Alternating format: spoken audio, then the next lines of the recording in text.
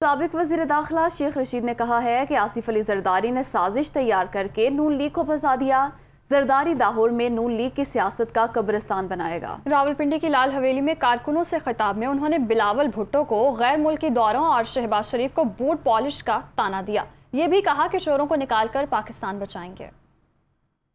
آصف زرداری لاہور میں نون لیگ کا قبرستان سیاسی بنائے گا، میری بات یاد رکھنا۔ یہ ساری سازش آصف زرداری نے تیار کی ہے اور پاکستان میں نون لیگ کی سیاست کا جنازہ نکال کے رکھ دیا ہے۔ بلو رانی دل کی جانی پاکستان آ ہی نہیں رہی ہے، اور وہ کمان اس چور اور ڈاکو راج آصف زرداری نے سنبھال لی ہے۔